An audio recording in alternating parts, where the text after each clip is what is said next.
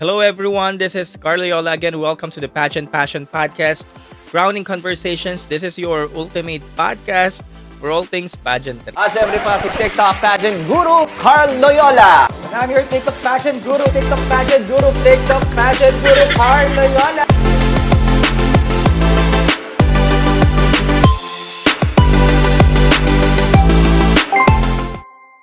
Yes, hello mga pageant panis. Welcome ulit dito sa ating podcast. Ang podcast na kasing kinang ng corona at first ng runaway. Yes, may ganon.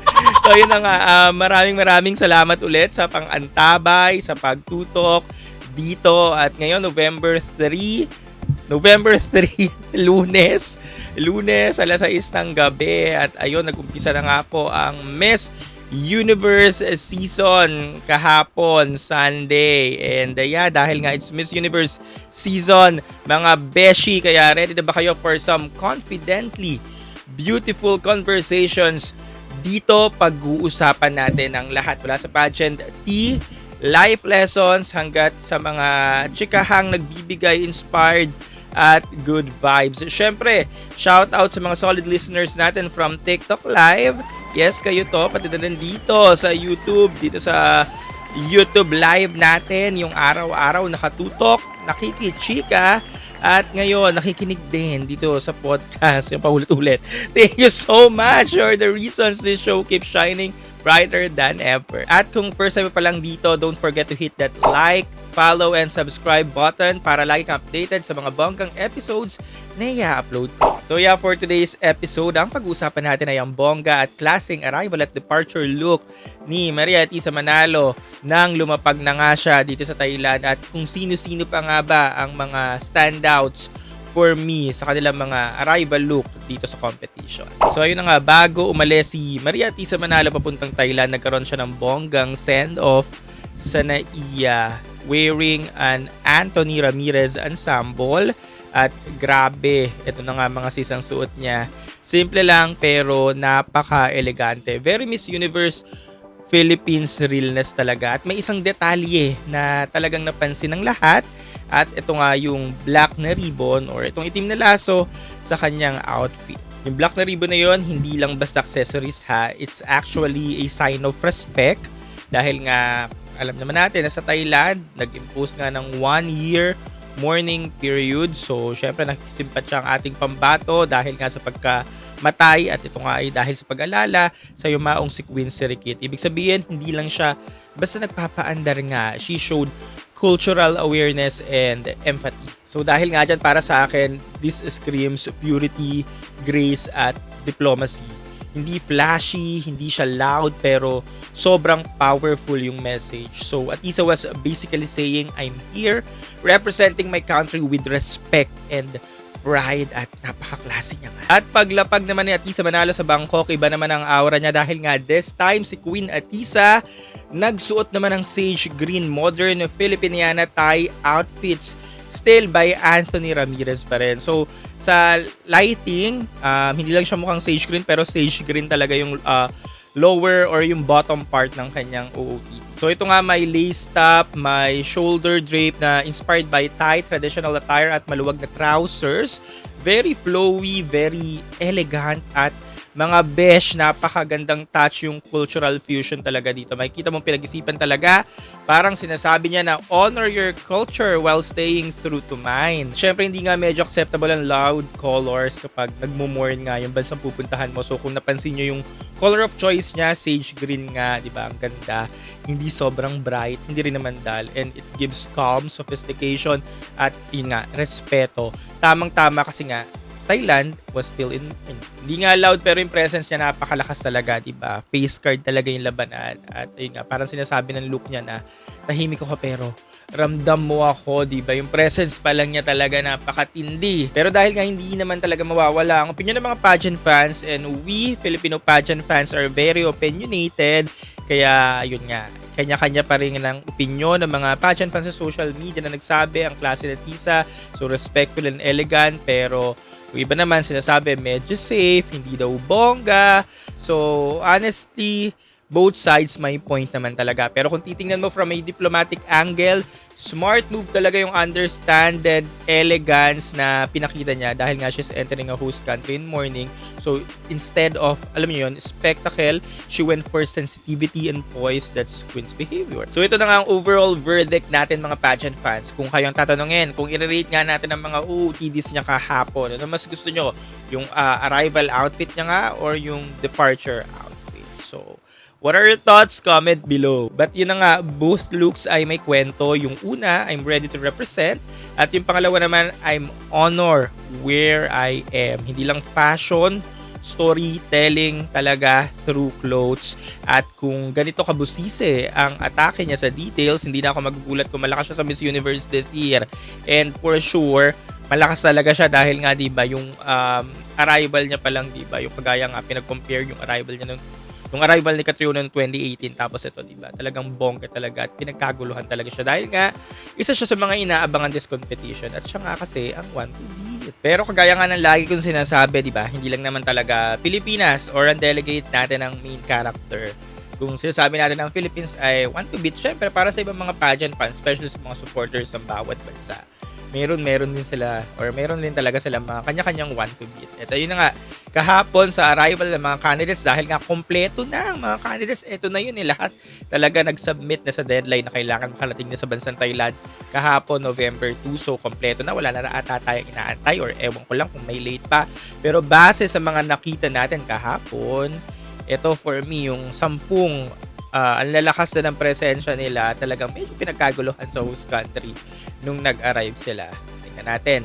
So yeah, dahil nga iba talaga ang arrival season at ito yung panahon na kahit airport pa lang ay may pasabog na agad ang bawat delegates. So today pag-usapan natin kung sino-sino mga standouts sa kanilang mga arrival looks, sino ang classy, sino ang fierce, at sino ang tahimik pero posibleng dark horse. Unahin na natin syempre ang bansang Thailand, host country, host delegate, Veena Pravinar Singh. Knowing na Thai queen siya, expected sa mga Thai queens na very polished, traditional talaga at traditionally inspired at elegant talaga ang bawat damit or bawat nga sinusuot nila. Yung tipong pagdating lang niya, parang sinasabi na niya na welcome to my kingdom, ladies. And usually talaga pag host delegate, especially pag Thai yung host delegate, they go for something elegant at culturally inspired. Thai silk, polished makeup, and warm smiles to welcome other queens. Parang sinasabi nga, yun nga, welcome! Next up natin, Colombia, Vanessa Pulgarin. So ito na nga mga kapageant fans, si Vanessa Pulgarin talaga, pagbaba pa lang ng aeroplano, runway agad ang peg. Dahil nga, she arrived wearing a Thai-inspired outfit, bilang respeto sa host country pero may halong Latina confidence pa rin talaga. Makikita mo sa posture at aura niya na prepared, polished, at ready to slay. Alam mo, contender ito, ang lakas ng Miss Universe energy niya talaga, knowing na Colombia nga. At ngayon, talagang namamayagpag talaga siya. Next, Cote d'Ivoire. We know talaga na this queen always serves bold colors at strong African beauty vibes. At ito na nga, if Olivia Yase, alam niyo yon, maintain this signature elegance and charisma, baka na talaga tayo dahil baka umakyat talaga ng todo sa competition. Next up, Venezuela, Stephanie Abasali. Ayun, Venezuela is Venezuela mga beshi, never disappoints.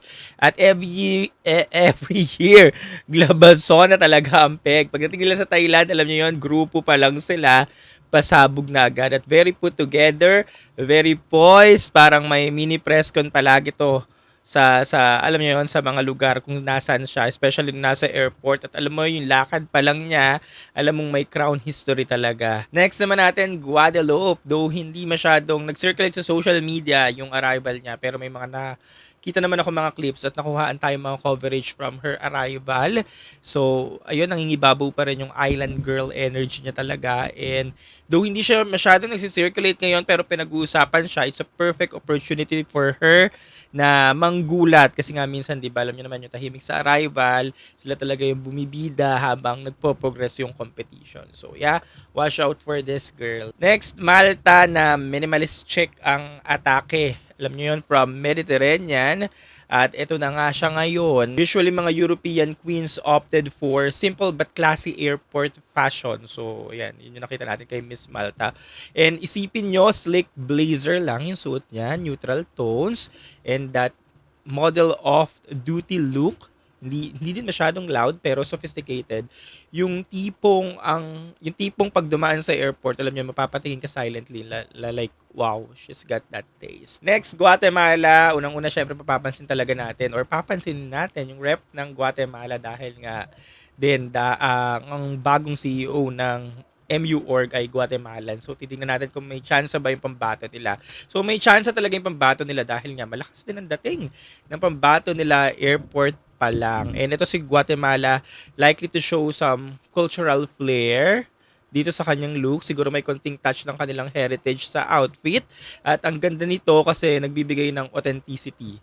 And hindi kailangan ng sobrang glam para mapansin. Minsan nga, yung heart lang talaga or yung kabuuan ng babae, yun talaga yung nagpapa-shine at nag-a-add ng, alam niyo, ng dating at ng presensya dun sa mismong delegates pag nasa competition na siya. At syempre, nandyan din si Miss USA dahil alam natin na USA always nagdadala talaga ng star power sa competition. At kahit wala pa masyadong lumalabas na mga videos niya, kasi hindi man siya masyadong napipick up sa social media, pero kung hahanapin mo yung mga videos niya or kung gaano, or kung alam mo, mga curious ka kung gaano nga ba kalakas yung USA, so i-search mo siya, hanapin mo yung mga photos niya, so i-expect mo talaga na something bold, modern, and very Miss USA real na sa makikita mo. So ayan, pag hinanap mo nga, makikita mo talaga siya. Yung tipo nga pag nakita mo siya or pagdating niya pa lang sa airport, parang red carpet din palagi. And ito na siguro yung very unusual or kakaiba sa listahan ko, and it's Miss Paraguay. And yun na nga, hindi siya masyadong napapag-usapan, pero this delegate has quiet strength.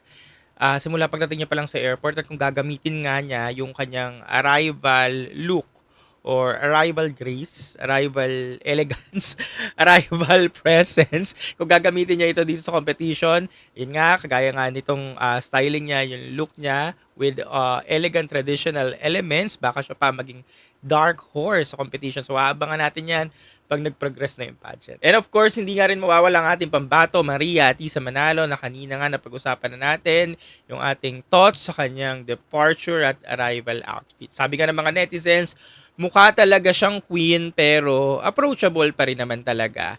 At isa nga sa pinag-usapan talaga sa social media, alam niyo naman yan, dito talaga yung kanyang naging departure at arrival outfit. So ito na nga, kompleto na mga Miss Universe 2025 delegates natin. So ngayon, very obvious naman talaga kung sino yung mga frontrunners. And kung may mga dadagdag na dark horse dyan, ayun na makikita natin as we progress. Dahil nga kahapon day 1 pa lang naman. Ngayon day 2 na. Bukas mag-update ulit tayo para sa nangyaring day 2. Sa nangyari ngayong araw.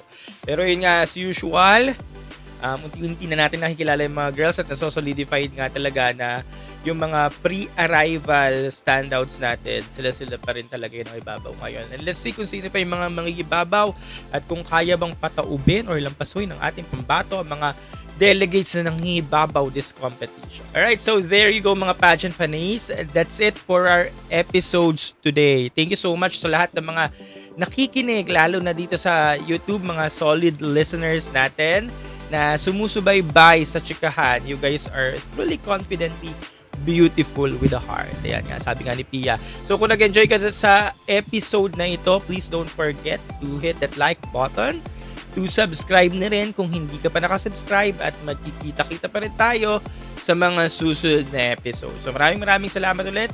Ingatan lahat at paalam. Siyempre pa si TikTok pageant guru Carl Loyola. And I'm your TikTok pageant guru, TikTok pageant guru Carl Loyola.